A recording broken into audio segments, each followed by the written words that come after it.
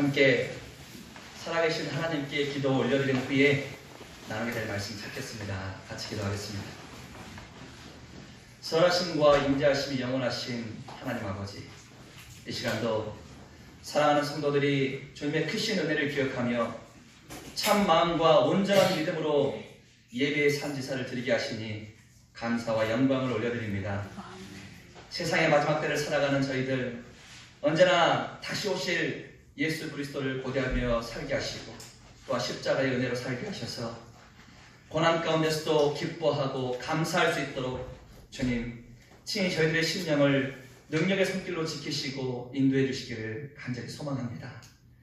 이 시간 저희 모두가 다 주님의 완전하신 말씀을 바라볼 때에 참으로 악하고 험난한 세상 속에서 지치고 고단해 있던 저희들의 심령 안에 주님께서 공급하신 말씀들이 은혜의 담비로서 흡족히 내릴 수 있도록 친히 이 한 시간을 온전히 주장해 주시기를 또한 바라고 원합니다. 오늘도 이 예배 자리에 함께하기를 원하지만 여러 가지 형편과 사정으로 인해서 나오지 못한 성도들이 있습니다. 하나님 더욱 그들을 긍휼히 여겨주셔서 그 있는 자리에서도 주님의 말씀으로 힘을 얻을 수 있도록 또한 그들의 심령을 보살펴 주시기를 바라고 원합니다.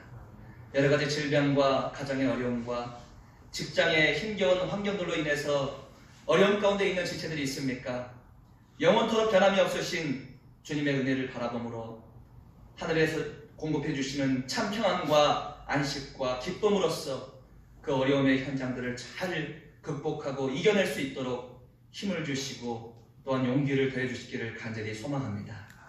오늘 이 시간에도 강단에 선 이 부족한 자는 감춰주시고 하나님의 능력만이 나타날 수 있는 기쁨의 시간으로 인도해 주시기를 간절히 소망하옵고 저희들 가운데 풍성한 사랑을 주신 고마우신 예수님의 이름으로 감사하며 기도드립니다.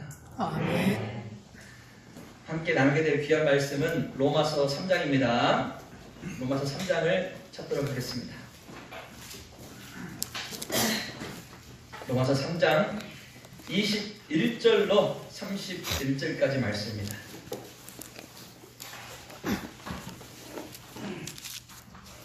로마서 3장 21절로 31절까지 말씀 제가 한 절, 성도님들 한 절 교독에서 읽어 올리겠습니다. 제가 먼저 읽습니다.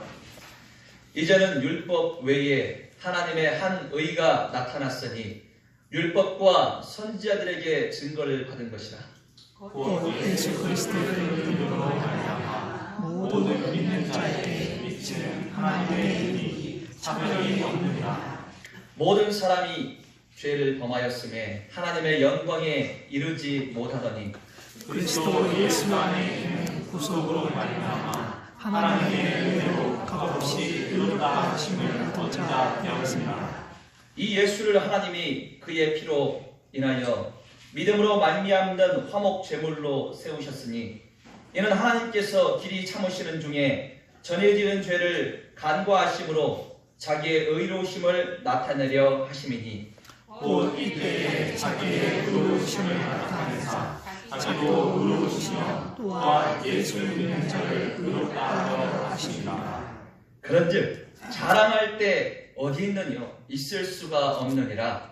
무슨 법으로냐 행위로냐 아니라 오직 믿음의 법으로니라. 그러므로 사람이 의롭다 하심을 얻는 것은 율법의 행위가 되지 않고 믿음으로 되는 줄 우리가 인정하노라. 하나님은 홀로 유대인의 하나님뿐이시며 또 이방인의 하나님은 아니시며 진실로 이방인의 하나님도 되시느니라. 할례자도 믿음으로 말미암아 또는 무할례자도 믿음으로 말미암아 의롭다 하실 하나님은 한 분이시니라. 31절 우리가 같이 읽겠습니다. 시작. 그런즉 우리가 믿음으로 말미암아 율법을 폐하느뇨 그럴 수 없느니라. 도리어 율법을 굳게 세우느니라. 아멘. 어제 우리 남작년에 여작년에 모임이 있었습니다. 남원 수양관에서 모임을 가졌는데 우리 교회 형제 자매님들 굉장히 많은 분들이 참여를 해주셨고 또 귀한 시간들을 보내고 왔습니다. 대략 거의 20명 가까이가 참석을 했어요. 한 18명 정도 참석하신 걸로 알고 있는데 이렇게 총회에 있는 다른 지역교회 형제 자매님들을 만날 수 있는 시간에도 함께 할 수 있다는 것, 그것도 참 감사한 부분입니다. 우리가 최고의 장점이 뭡니까? 우리 교회 수양관이 코앞에 있다는 거예요. 1시간도 안 되는 거리입니다. 그렇기 때문에 우리가 얼마든지 마음을 먹으면은 참 자연 속에 있는 그 수양관에 가서 넉넉하고 여유로운 마음을 가질 수 있고, 또 다른 지역교회 형제 자매들 얼굴 보면서 힘을 얻을 수도 있고, 그런 시간들이 참 그런 기회가 많습니다.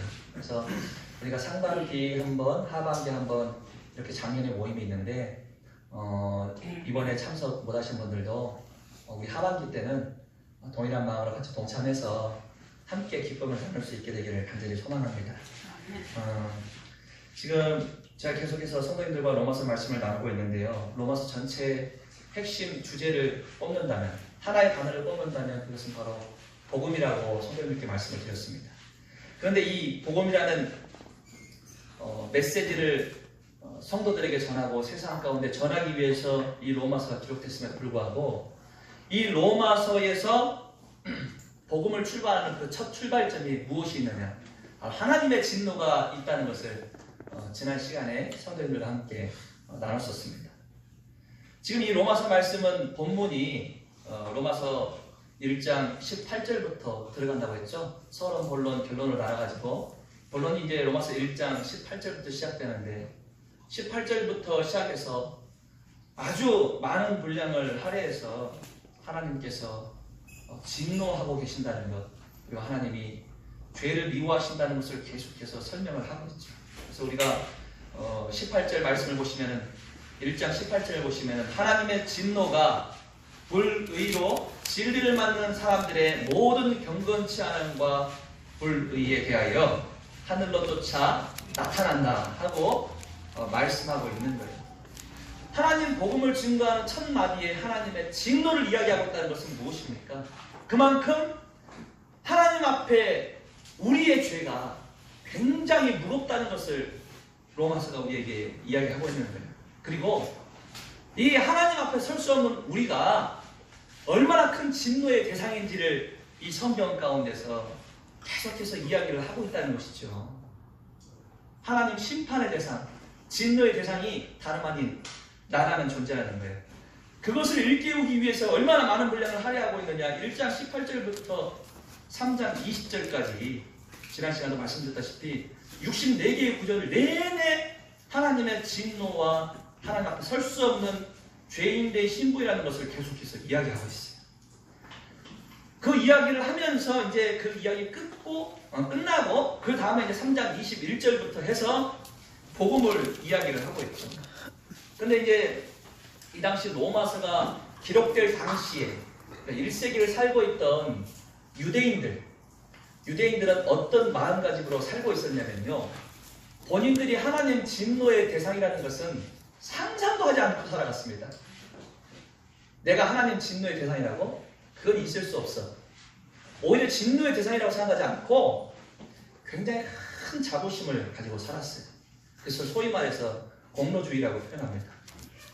공로주의라는 것이 뭐냐면요, 하나님 앞에 내 인생이 내세울 것이 있다는 얘기예요. 내가 내세울 것이 있다. 그러니까 유대인들 스스로가 가장 큰 자긍심을 가지고 있던 것이 두 가지 측면이 있었는데, 그게 뭐냐면요, 첫 번째가 뭐냐면 자신들이 하나님의 선택을 받은 선민이었다는 것입니다. 하나님 선택. 그래서 우리가 성경 말씀 구약을 보시면은 아브라함 이후에 태어난 후손들, 그러니까 하나님께 택함을 받은, 아브라함에게 말씀하신 내가 너로 큰 민족을 이루게 하겠다는 그 민족, 자신들이 택함 받은 민족이라는 것에 대해서 어마어마한 자긍심을 가지고 있었죠. 세상에 있는 기타 다른 민족들은 하나님 택함 받은 민족이 아닌데 우리는 택함 받았다 이거예요. 두 번째가 뭐냐면 그들이 가지고 있던 율법이라는 것이었어요. 율법은 뭐예요? 하나님 법이라고 하잖아요. 하나님께 선택받은 민족일 뿐만 아니라 하나님께서 직접 만드신 하나님의 법을 자신들이 소유하고 있다는 자부심이 있었어요. 그 법을 가지고 자신들이 그 법을 지킬 수 있다고 열심을 내서 살아갔던 사람들이죠. 그래서 이와 같은 사람들이 어떤 모습으로 살고 있었는지를 로마서가 기록을 하고 있는데, 우리가 2장으로 넘어가서 23절, 24절 말씀을 봐볼게요. 2장 23절, 24절 말씀을 보시면요. 유대인들을 향해서 이렇게 표현합니다. 율법을 자랑하는 네가 율법을 범함으로 하나님을 욕되게 하느냐. 기록된 바와 같이 하나님의 이름이 너희로 인하여 이방인 중에서 모독을 받는도다 하고 유대인들에게 말씀을 주고 있어요. 지금 이 23절에 보니까 율법을 자랑하는 네가 라고 표현하죠. 그들은 율법을 자랑했습니다. 유대인들은. 우리가 하나님 법을 소유하고 이걸 잘 지키고 있어. 하나님 진노의 대상이라면 생각도 안 했어요. 그런데 그 뒤에 보니까 오히려 율법을 범하고 하나님을 욕되게 한다. 그래서 너희들 때문에 하나님의 이름이 이방인 중에서 모독을 받고 있다라고 바울이 그들에게 일깨우고 있죠. 바울 스스로는 어땠습니까? 바울도요. 유대인 중에 유대인이었던 사람이죠.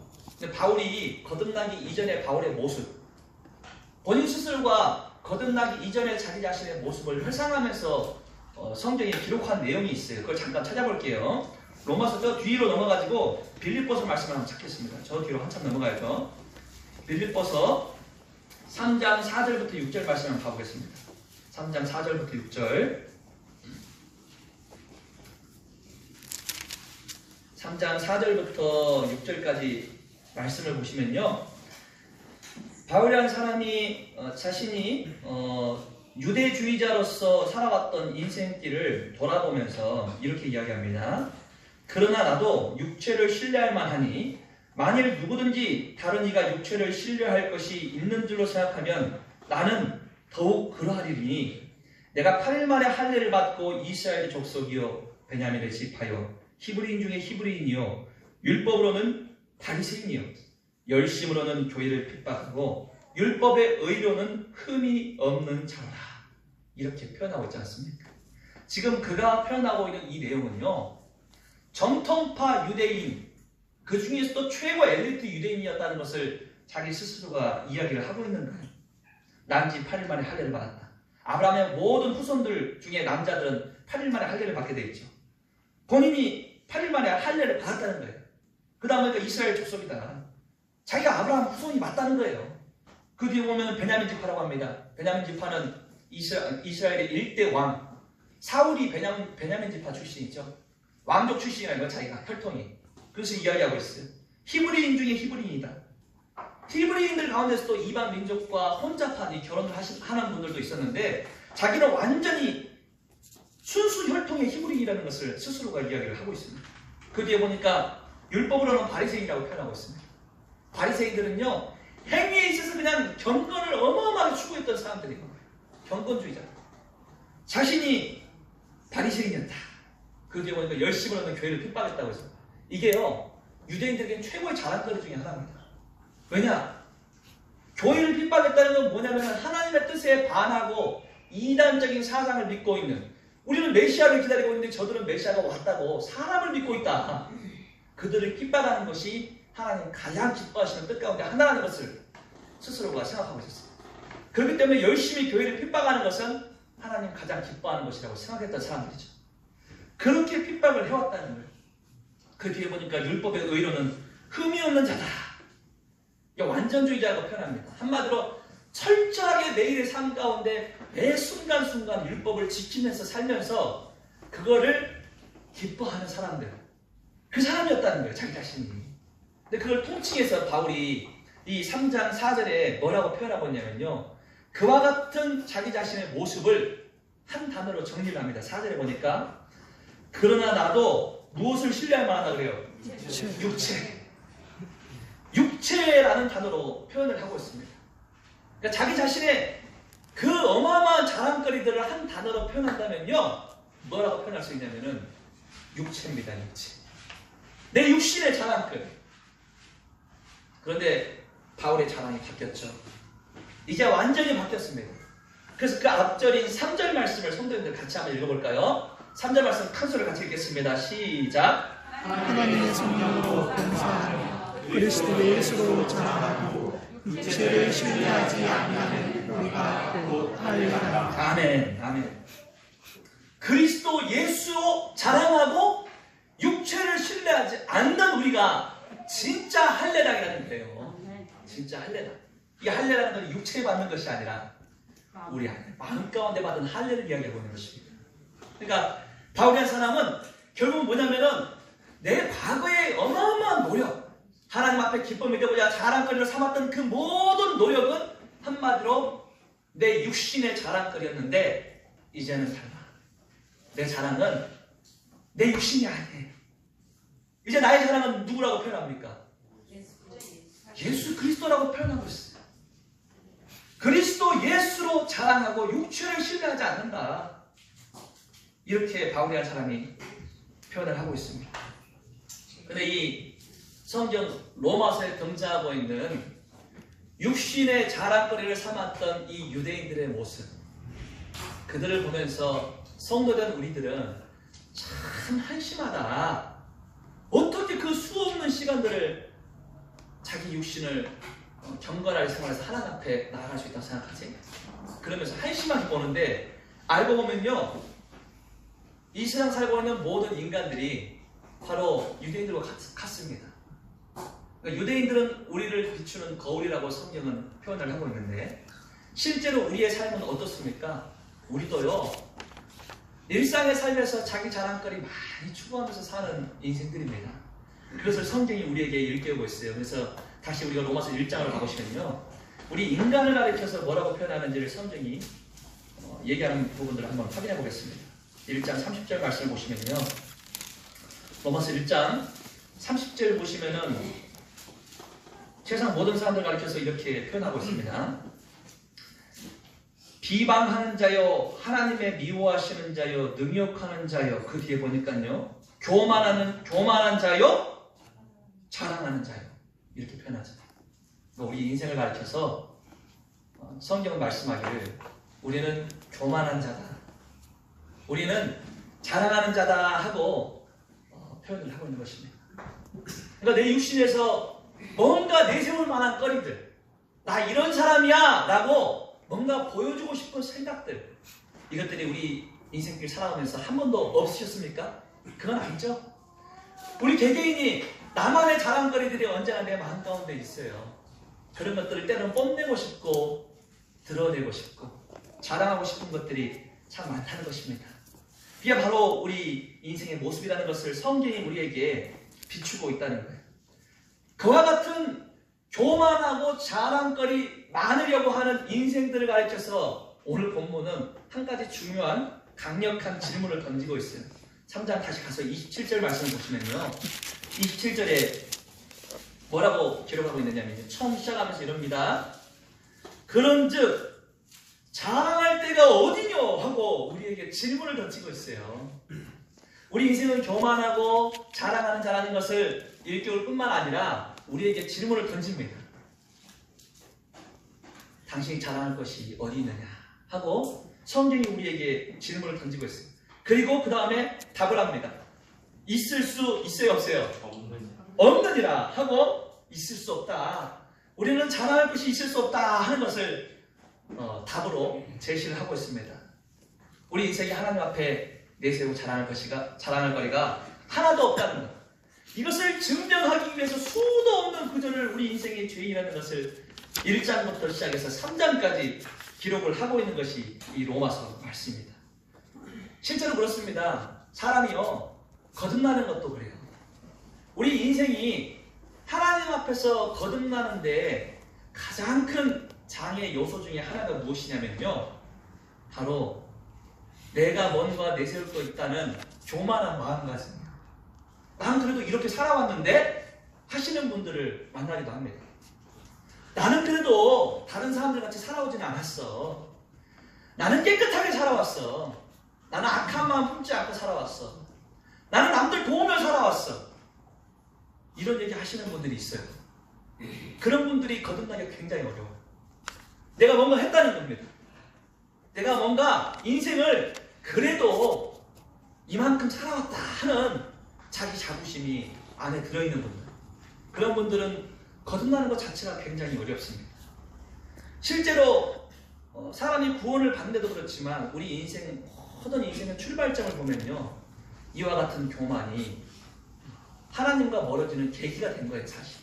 성경에 등장하는 많은 인물들이 있는데 그 인물들이 하나님 앞에서 실패하고 하나님으로부터 벌을 받고 죄된 인생을 살아가는 가장 중요한 이유 중에 하나가 뭐였냐면 바로 하나님 앞에 뭔가 내세울 수 있다는 교만한 마음가짐이에요. 또한 하나님 앞에서 나라는 인생을 자랑하고 싶은 그 교만. 그것이 있는 사람들이 결국은 하나님과 멀어지는 그와 같은 길을 갑니다. 그런데 인생의 첫사람들을 한번 봐보십시오. 성경 창세기 3장은 우리 사람이 하나님하고 멀어지는 그 계기를 설명하고 있습니다. 근데 그 계기가 무엇이었습니까? 마귀가 첫사람에게 다가가서 그 첫사람들을 꿰죠. 그러면서 하는 말이 너희가 결코 죽지 아니하리라. 너희가 그것을 먹는 날에는 너희 눈이 밝아서 하나님과 같이 될 수 있다 하는 것을 이야기하죠. 그 말을 듣고 그 선악을 알게 하는 열매를 따먹게 되지 않습니까? 우리의 눈이 밝아가지고 하나님과 같이 될 수 있다는 말. 그게 뭐냐면 한 단어로 교만이죠. 그러니까 사람이 결정적으로 하나님과 멀어지는 그 계기가 된 것은요, 교만이라는 죄예요. 교만이라는 죄. 사람뿐만이 아니에요. 그 첫사람을 빼었던 마귀가 본래 신분이 뭐였냐면요, 하나님의 천사장이었습니다. 이 성경에 등장하는 3명의 천사장 가운데 한 명이었어요. 루시퍼라는 천사. 이 루시퍼라는 천사는 하나님의 천사 중에 3분의 1을 부리는 천사장이었죠. 근데 이 루시퍼가 어떤 죄를 범하고 하나님에게 멀어지게 됩니까? 그 루시퍼도 교만이 있었어요. 성경 이사야 14장 13절 14절 말씀을 보시면요, 천사 루시퍼가 하나님 앞에 어떤 마음을 품는지를 이야기하고 있습니다. 내가 하늘에 올라 하나님의 뭇별 위에 나의 보좌를 높이리라. 내가 북극 지폐의 산 위에 좌장하리라. 가장 높은 구름에 올라 지극히 높은 자와 비기리라 하는 그의 마음가짐이 있었다는 것을 성경은 기록하고 있어요. 그 하나님으로부터 쫓겨남을 당하고 이 땅 가운데 와서 인간을 꼈던 마귀, 그 마귀도요, 그 중심에 교만이 있었다는 거예요. 교만. 자기 자랑거리, 자기가 높다는 것을 내세우고 싶었고 그것을 가리켜서 하나님을 대적하려고 했습니다. 그러니까 우리 믿음의 선배 가운데서 찰스 스펄전이라는 목사가 있는데 그 목사가 이런 말을 남겼어요. 우리가 범한 다른 죄는 하나님은 손가락으로 교훈하시는데 교만만큼은 팔을 걷어붙이고 교훈하신다. 이런 표현을 하기도 했습니다. 그만큼 하나님 제일 싫어하는 죄 가운데 하나가 뭐냐? 바로 교만이에요. 높아지는 마음, 자기를 자랑하는 마음. 다시 본문으로 돌아 3장 27절은 그래서 이렇게 시작하고 있는 거예요. 자랑할 데가 없다는 것을 이야기하고 있어요. 그런데 3장 27절 시작하면서 그런즉 하고 표현하고 있죠. 그런즉 자랑할 데가 어리며, 이 그런즉이라고 하는 것은 뭐냐면요, 그 앞에서 자랑할 데가 없는 이유를 설명하고 있는 거예요. 그런즉 자랑할 데가 어리며 한다는 것은 그 앞에 뭔가를 설명하고 있다는 것이죠. 그래서 우리가 24절 말씀 한번 봐보겠습니다. 24절을 같이 한번 읽어보겠습니다. 24절 시작. 그리스도 예수 안에 있는 구속으로 말미암아 하나님의 은혜로 값없이 의롭다 하심을 얻은 자 되었느니라. 아멘. 이 24절을 딱 한 단어로 정리하면 바로 복음입니다. 그리스도 예수 안에 있는 구속으로 말미암아 하나님의 은혜로 값없이 의롭다 하심을 얻은 자 되었다. 이렇게 성경은 말씀하고 있습니다. 자, 우리의 구속자 되신 예수 그리스도로 말미암아서 우리에게 은혜가 왔는데 그 은혜가 내가 얼마를 주고 산 거예요? 값없이 하나님께서 주신 은혜라는 것입니다. 값없이. 그러니까 우리가 어떤 행동을 하고 하나님 앞에 뭔가 내세우고 뭔가를 들여가지고 얻은 은혜가 아니라 진짜 땡전 한 푼 들이지 않고 거저받은 은혜라는 것을 성경이 우리에게 말씀하고 있어요. 그 핵심은 뭐냐? 내가 자랑거리가 없다는 것입니다. 내가 하나님 앞에 그 은혜라는 단어를 두고, 내가 받은 그 은혜라는 단어를 두고 하나도 내세울 것이 없이 그냥 받은 은혜라는 거예요. 그냥 감사함으로 받은 은혜라는 것을 말씀하고 있습니다. 그래서 성경 말씀을 통해서 이 바울은 오늘 주어진 말씀 내용 쭉 이어서 이제 한번 나누게 될 건데, 이 말씀을 통해서 무엇을 이야기하냐면요, 우리 인생이 받은 은혜가 있는데 자랑할 수 없는 이유를 우리에게 설명하고 있습니다. 그 은혜를 두고 누구도 하나님 앞에 자랑할 것이 없는 이유를 설명하고 있어요. 두 가지 측면에서 확인해 볼 건데, 첫 번째가 뭐냐면요, 하나님께서 우리에게 은혜를 주시고 우리 스스로가 하나님 앞에 자랑할 수 없는 이유가 무엇이냐면요, 바로 이 구원이라는 것은 나의 선행으로 이루어진 것이 아니기 때문이라고 바울은 우리에게 이야기를 하고 있습니다. 그러니까 하나님께서는 구원이라는 것을 우리에게 받게 하기 위해서 우리의 선행 자체를 완전히 배제시킵니다. 우리가 뭔가를 열심히 하는 그 모든 일련의 과정들을 완전히 받지 않으세요. 하나님께서는 거절하십니다. 우리의 노력을.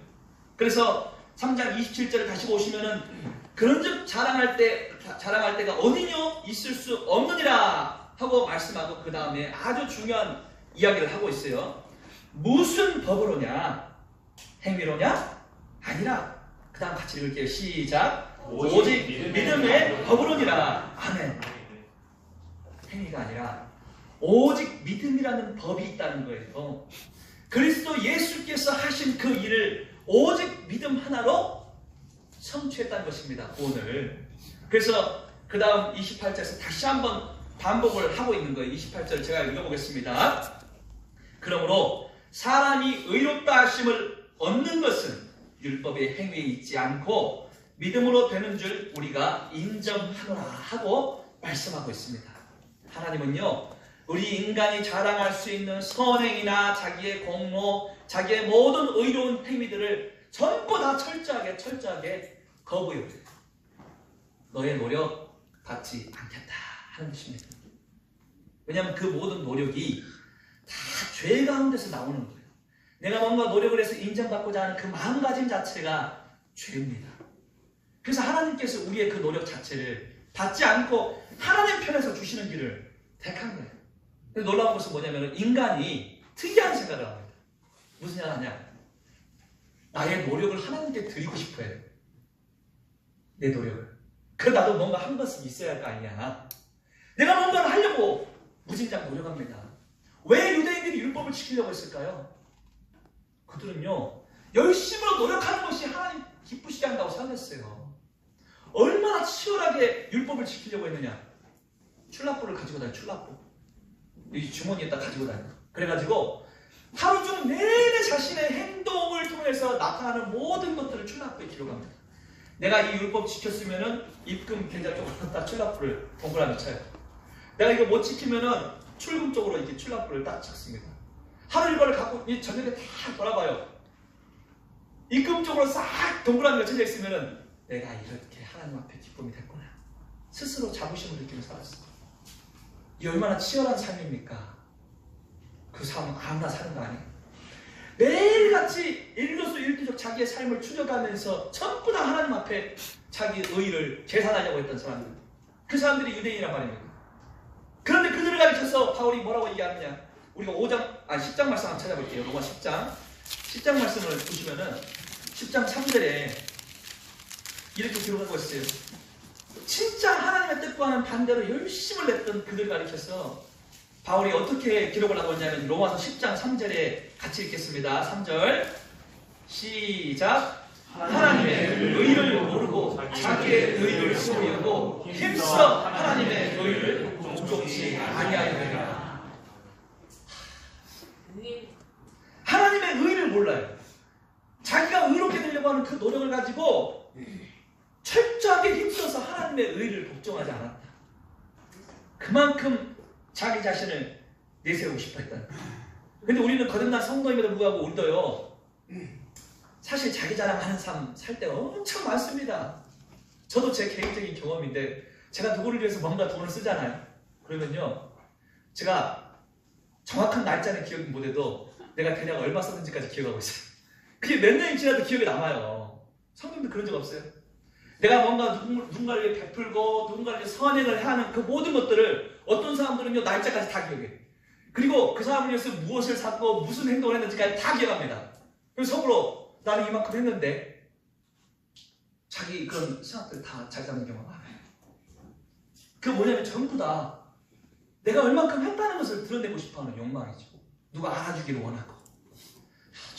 저 형제, 저 자매가 저렇게 베풀었다 하는 소리를 딱 들으면요, 뭔가 어깨가 올라가고 으쓱해지고 기분 좋아지고, 이 모든 것들이 우리 마음 가운데 다 자리 잡고 있다. 거듭난 성도임에도 불구하고 하물며 구원을 얻기 위해서 아직도 고군분투하는 이 기성교회 다니는 분들은 어떻겠어요? 훨씬 더하죠. 하나님 앞에 열심을 내기 위한 삶을 아주 치열하게 삽니다. 냉정하게 말해서 우리가 그런 모습을 좀 닮아야 돼. 우리 성도들 기성교회 가면요, 우리는 그들 앞에서 내세울 것이 없을 정도로 너무 열심히 살아요. 진짜예요. 철야기도 철저하게 지키고, 새벽기도 나가지, 눈이 오나 비가 오나 나가고, 매일같이 자기 삶에 대해서 하나님 앞에 주여 저는 죄인입니다 고하고, 눈물 콧물 다 쏟고 다녀요.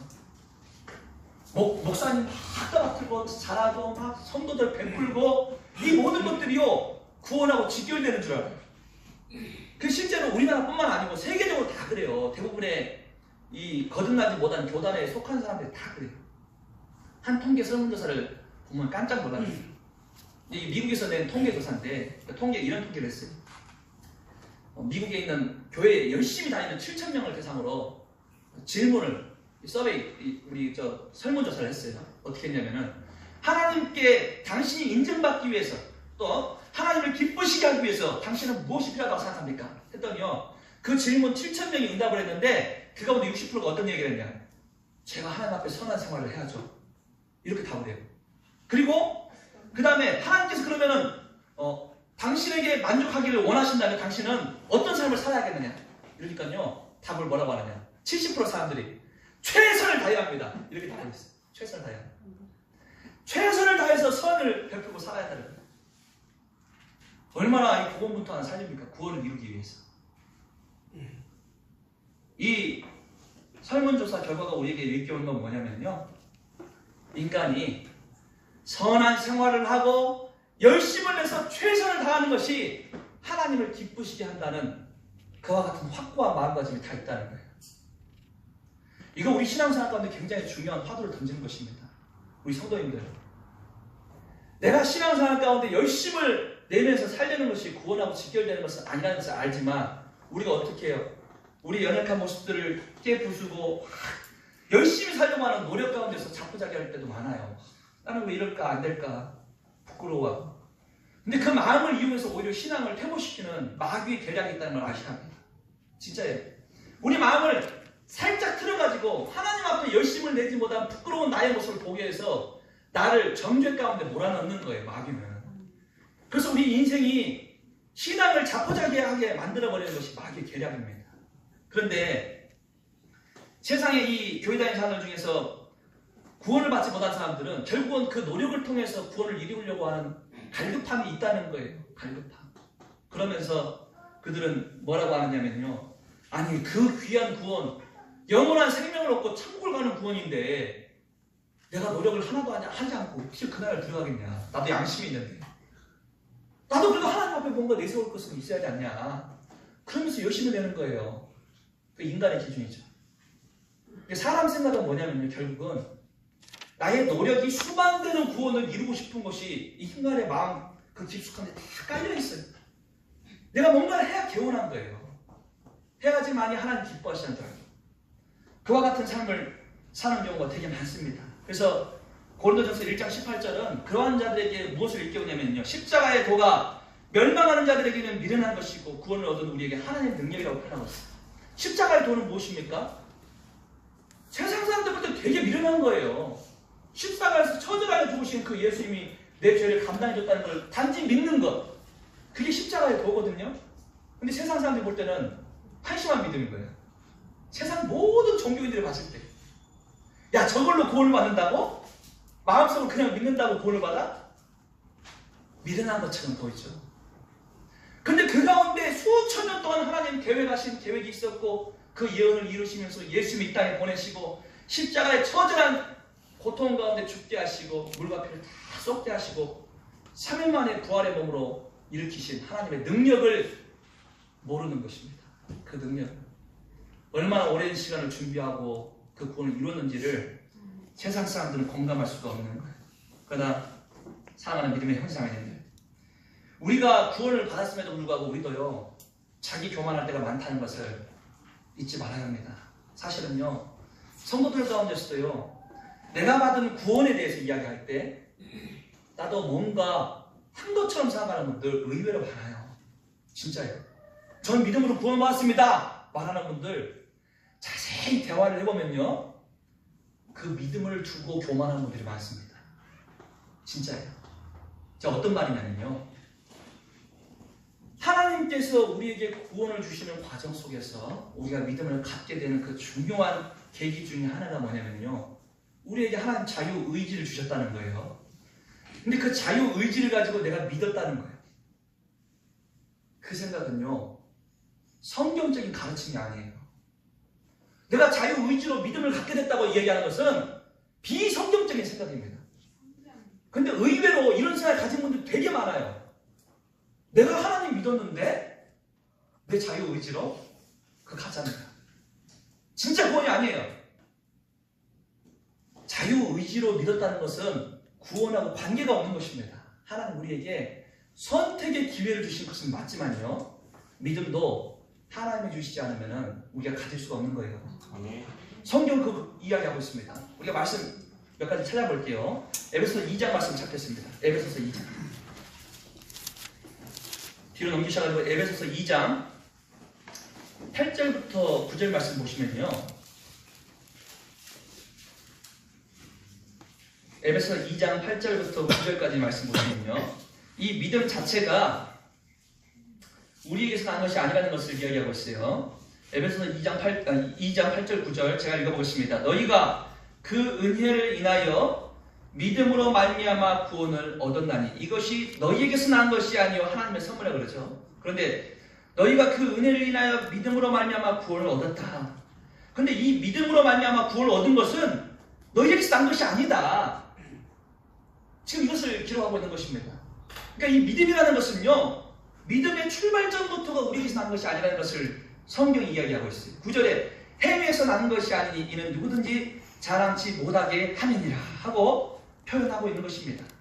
우리가 다시 로마서로 가가지고 로마서 12장 말씀 한번 봐보겠습니다. 12장 3절 말씀 봐보시면요 로마서 12장 3절에 이렇게 기록하고 있습니다.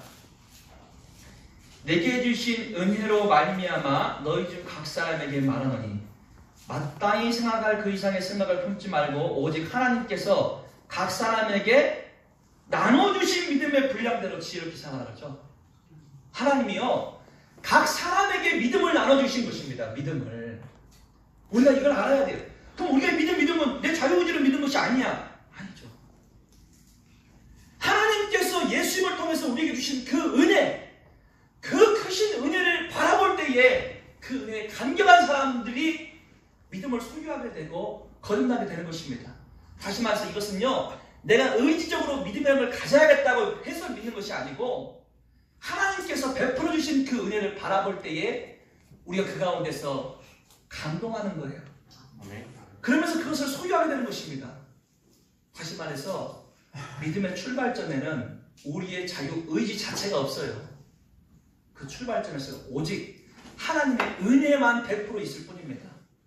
그 은혜, 예수 그리스도께서 희생하신 그 은혜, 그 은혜를 바라보게 하고 그 은혜에 감동하게 하고 믿음이라는 것을 하나님 부어주시고 그 가운데서 우리가 거듭나게 되는 것입니다. 그러한 측면에서 우리는 결국은 구원을 두고도 그 첫 출발점부터가 내세우고 하나도 없는 인생이라는 것을 우리는 잊지 말아야 합니다. 그래서 우리가 성경 말씀을 두고 내가 이해력이 좋고 내가 뭔가를 잘 깨달아가지고 구원을 받았다고 하는 것은요 자기 교만이에요. 내가 깨달은 것이 아니에요. 하나님 주신 은혜가 내 마음 가운데 임해서 감동으로 그 은혜를 받아들인 것입니다. 내가 뭔가를 한 것이 아니고 그러한 측면에서 우리는 이 구원을 두고 어느 누구도 하나님 앞에 교만할 수가 없는 것입니다. 우리가 그래서 이 세상을 살면서 거듭난 자로서 경건 생활에 힘쓰는 것은 무엇입니까? 그것은 뭐냐면요 결국은 그 하나님께서 주신 은혜에 감사한 결과가 경건 생활인 거예요. 우리가 말씀을 읽고 찬송을 하고 기도하고 이 교회에 나와 예배하고 성도들과 더불어서 교회 일에 참여하는 이 모든 일련의 과정이 뭡니까? 은혜에 감사한 나의 행동의 표출이죠. 이게 뭔가 내가 행하는 삶이 하나님 앞에 자랑거리가 되는 것이 아니라는 거예요. 때로는 성경을 읽다가도요, 5시간을 내내 읽었어요. 성경 5시간 내내 읽으면요, 나 같은 사람이 있겠어 우리 교회에? 나 오늘 5시간이나 성경을 읽으면 자기 교만에 빠질 때가 있어요. 어떨 때는요, 1년 중에 열심히 노력해가지고 성경 말씀을 1독, 2독을 합니다. 1독, 2독을 해놓고 2독 하신 분이 나같이 2독 한 사람이 우리 교회는 없겠지? 이런 자기 교만에 빠지게 될 수가 있어요. 그건 뭐예요? 성경을 2독하는 것은 뭐냐면 결국은 하나님 말씀 앞에 내가 계속 깨어져야 하는 인생인 걸 알고 말씀 앞에 나를 비워내는 과정입니다. 그런데 이게 나를 교만하게 하고 나를 세워가는 과정이 아니에요. 하지만 한편으로 잠깐 잘못 생각해버리면은 나를 드러내고 싶은 욕구가 강해질 수가 있다.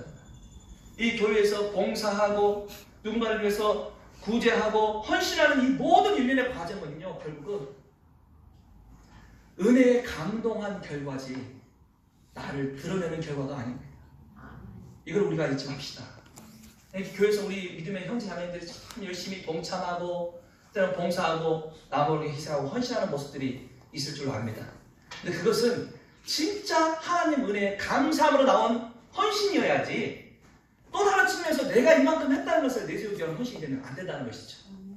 그래서 하나님은요, 우리가 계속해서 어떤 하나님 앞에 내세우자 하는 이 욕구들이 일어나는 것들을 계속 꺾는 것을 로마서에서 말씀하고 있는 거예요.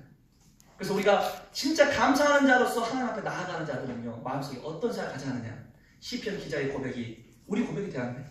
시편 말씀 116편 2절 말씀을 보시면요, 시편 기자는 이렇게 말합니다. 여호와께서 내게 주신 모든 은혜를 무엇으로 보답할까 하고 이야기를 하고 있어요.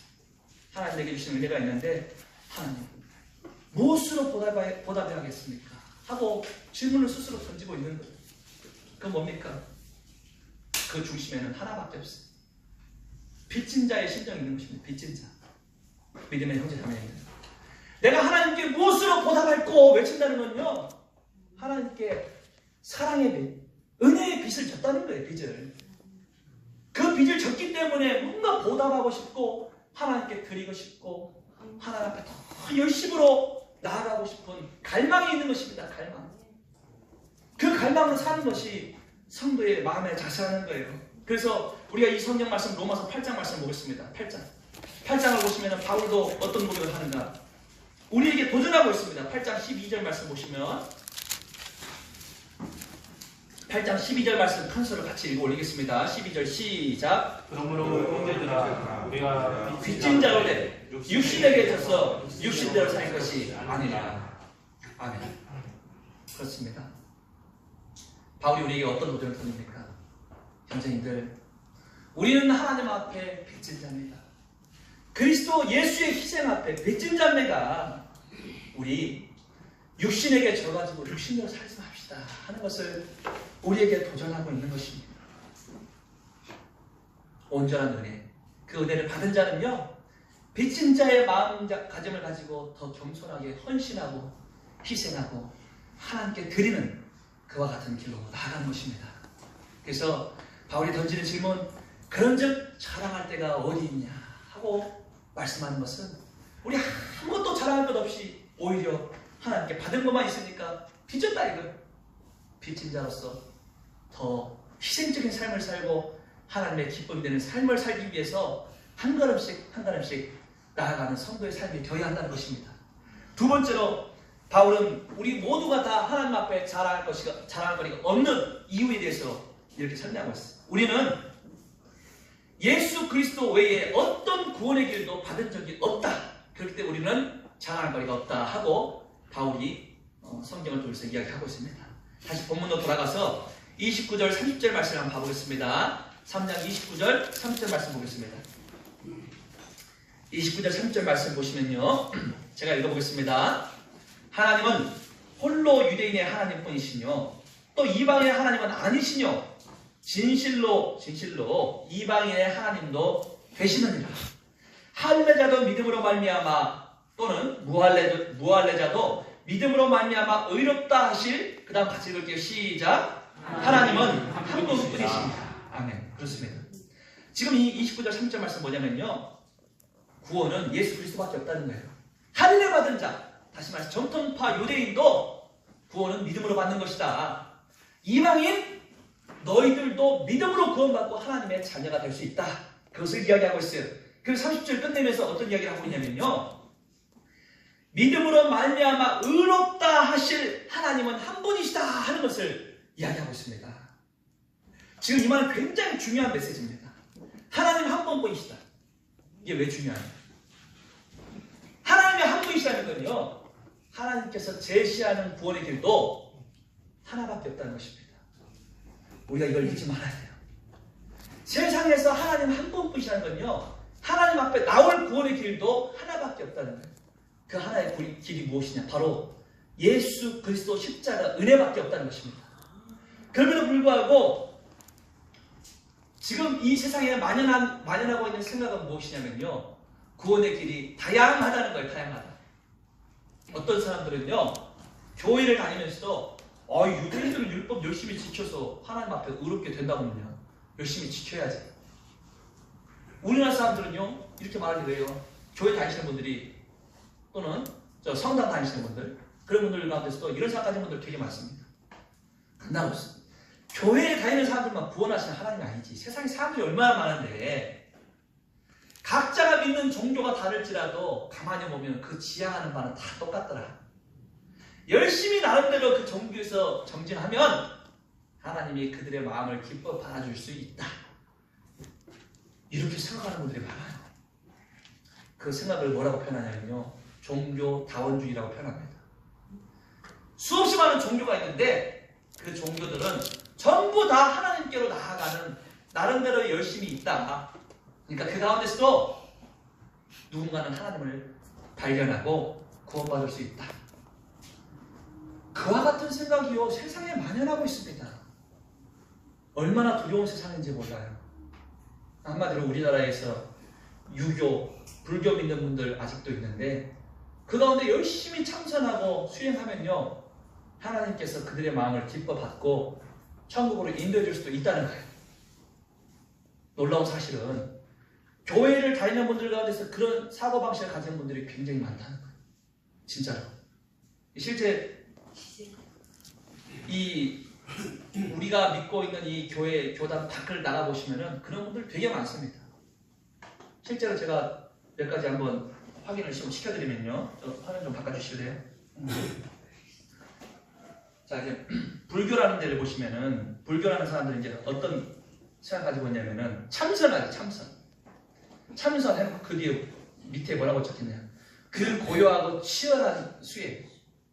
성도님들 이 교회 밖에 나가서 기타 다른 종교가 어떤 믿음, 어떤 삶을 가지고 있는지를 우리도 확인해 볼 필요가 있습니다.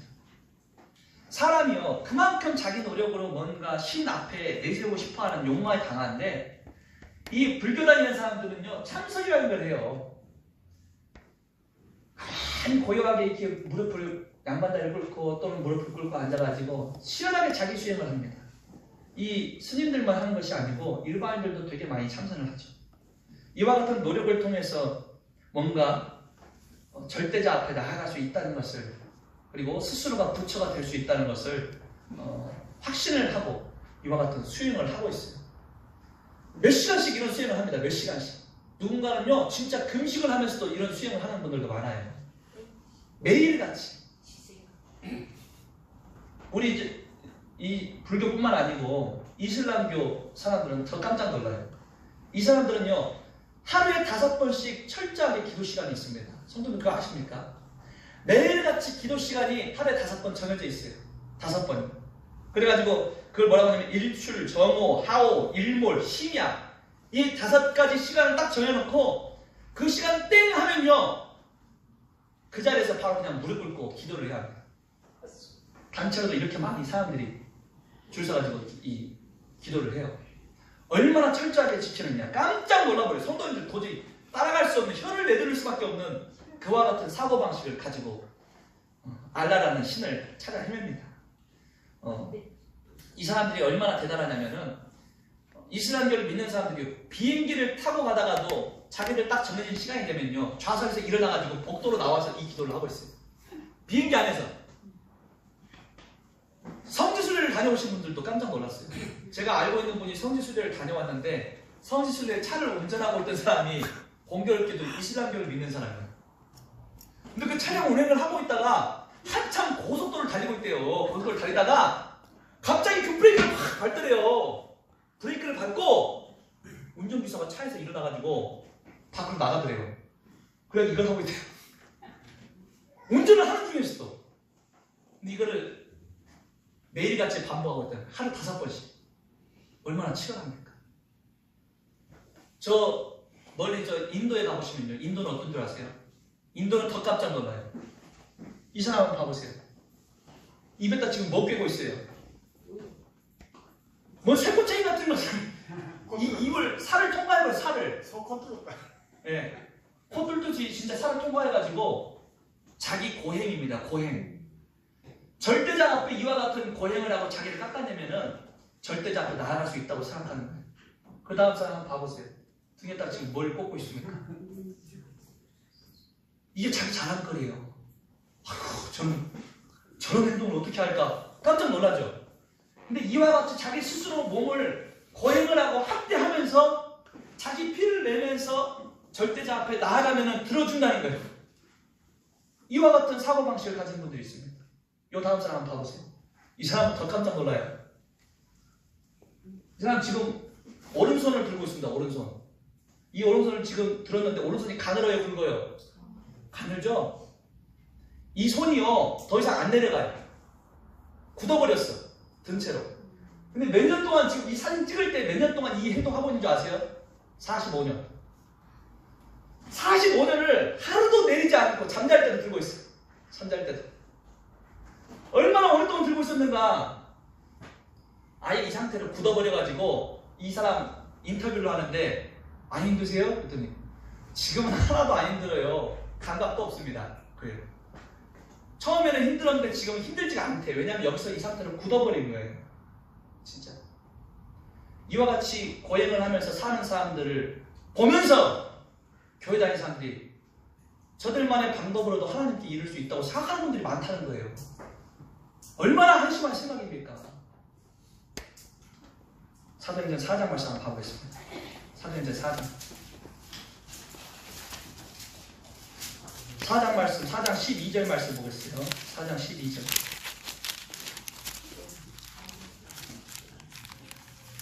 사도행전 4장 12절 말씀 봐보시면 같이 한번 읽어보겠습니다. 4장 12절 시작. 다른 이로서는 구원을 얻을 수 없나니 구원을 얻을 만한 다른 이름을 우리에게 주신 일이 없습니다. 하였더라. 아멘. 다른 이로서 구원을 얻을 수 있어요, 없어요? 없다는 것을 성경이 이야기하고 있습니다. 하나님은 한 분뿐이시고 하나님께서 요구하시는 구원의 길은 하나밖에 없다는 거예요. 근데 자기만의 방법대로 구원에 이르기를 원하는 것입니다. 더 웃긴 거는 이와 같은 사람들을 오히려 인정해주고 너희들 잘한다, 너희들 방법대로 하나님께 나아갈 수 있어, 열심히 해. 오히려 종교를 교류하고 있는 시대예요. 봐보세요. 지금 이 교황이요 이슬람교 수장하고 같이 기도를 하고 있어요. 교황이 이슬람교 수장하고. 우리나라도 그렇습니다. 여기 보시면은 지금 성탄절 축하 행사를 교회에서 하고 있는데 요 사람 머리카락 있어요, 없어요? 스님이 교회에 와가지고 같이 축하하고 있어요. 같이 예수 탄생 축하합니다. 같이 축하하고 있어요. 목사님하고 같이 성도들이 다 같이 기뻐하고 있습니다. 불교를 가가지고는요 성경책 가져가세요. 그러면 성경 선물로 주고. 근데 이 사람이 신부님 보고 따봉 그러잖아요. 왜 따봉이냐? 이 사람 한 행동이 있어요. 같이 절했어요. 같이 이 불상 앞에서 같이 절하고 이들의 종교를 인정해준다는 거예요. 인정해준다. 근데 이게 지금 남 일이 아닙니다. 우리 성도님들께서 유튜브 같은 걸 보시면 깜짝 놀라요. 종교 간에 대화를 한다고 하면서 교회 대표 나오고 불교 대표 나오고 원불교 대표 나오고 그 다음에 뭐 여러 가지 우리 교회, 우리 나라 내에 토속 종교들 대표들 다 나와가지고 서로 간에 서로를 인정하면서 화기애애하게 대담을 나누는 그와 같은 행사들도 많이 갖고 있어요. 세상 마지막 때에 일어나는 놀라운 일들입니다. 진짜로.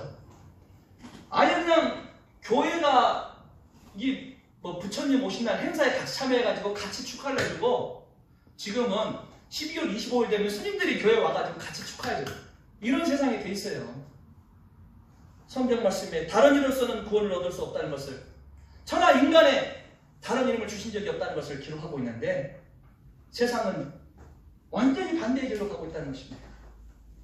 믿음이라는 것을 소유하고 있다는 사람들조차도 성경이 요구하고 있는 믿음이라는 것을 완전히 왜곡시켜놨어요. 지금 그래서 실제로 신학대학 같은 데를 가면요, 어떤 것을 가르치냐면 신학대학 교수들이요, 교회 밖에도 구원이 있다 하고 가르치고 있어요. 얼마나 웃겨요. 교회 밖에도 구원이 있다는 거예요. 천하 인간에 다른 이름을 주신 적이 없다는 것이 성경이 기록하고 있는데, 우리가 이와 같은 마음가짐을 가지고 예수 그리스도를 통해서만 구원받을 수 있습니다를 외치면요, 지금 세상은 이런 교류들을 하고 있기 때문에 아예 종교라는 것을 믿지 않는 사람들 어떻게 해요? 이 사람들 박수 보냅니다. 박수. 야, 진정 종교인들은 이래야지, 이렇게 교류해야지. 야, 저 기독교인들, 저 사람들 완전 외골수야, 외골수. 자기들만 구원의 길이 있대. 이렇게 이야기를 하고 있어요. 그래서 오히려 또 위축이 됩니다. 거듭난 성도들이 위축이 되고, 이들과 같은 넓은 마음을 갖지 못한 사람들 취급을 받는 세상이 되어 있죠.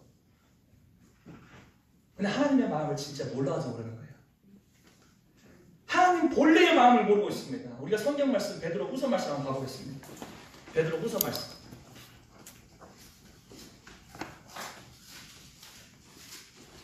베드로후서 말씀 보시면 3장 8절부터 9절 말씀 가보겠습니다. 3장 8절부터 9절.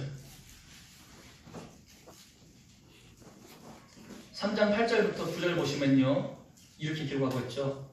사랑하는 자들아, 죽게는 하루가 천년 같고 천년이 하루 같은 이 한 가지를 잊지 말라.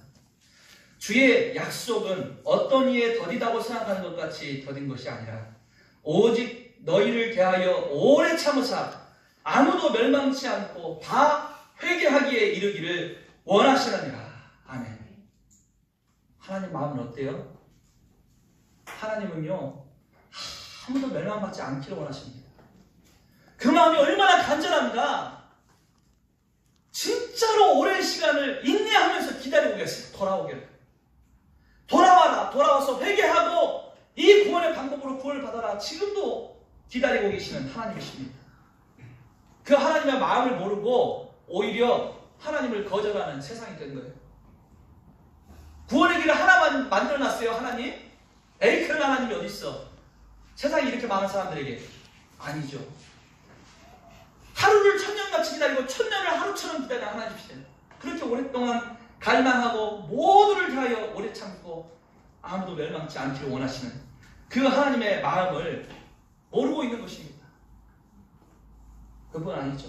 하나님 기다리기만 하는 분이 아니고 이미 2000년 전에 우리의 모든 연약함을 대신해서 예수 그리스도, 하나밖에 없는 독생자 예수 그리스도를 십자가에서 처절한 고통으로 희생시키신 하나님이십니다. 희생의 결과로 구원을 이루시고 기다리시는 분, 누구든지 믿음 하나만 가지고 나오면 거듭날 수 있도록 기다리시는 그 하나님의 마음이 성경 가운데 기록되어 있는데, 그걸 모르고 외적인 노력만을 이렇게 반복하면서 이것으로 절대자에게 나아가기를 노력하는 것이 한심스러운 인간의 생각이라는 것입니다. 다시 본문으로 돌아가서 22절부터 24절 말씀 보겠습니다. 로마서 3장 22절부터 24절 말씀.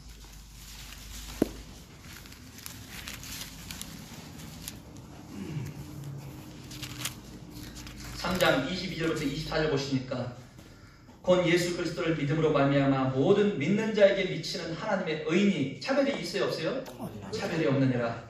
모든 사람이 죄를 범하였음에 하나님의 영광에 이르지 못하더니 그리스도 예수 안에 있는 구속으로 말미암아 하나님의 은혜로 값없이 의롭다 하심을 얻은 자 되었다 하고 말씀하고 있습니다.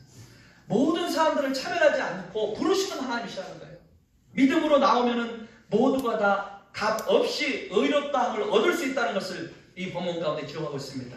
그 예수님 어떤 일을 했는지 또 구체적으로 기록하죠. 그 뒤에 25절, 26절 보시면은 이 예수를 하나님이 그의 피로 인하여 믿음으로 말미암는 화목 제물로 세우셨으니 이는 하나님께서 길이 참으시는 중에 전에 지은 죄를 간과하심으로 자기의 의로우심을 나타내려 하심이니 곧 이때에 자기의 의로우심을 나타내사 자기도 의로우시며 또한 예수 믿는 자를 의롭다 하려 하심이니라. 아멘.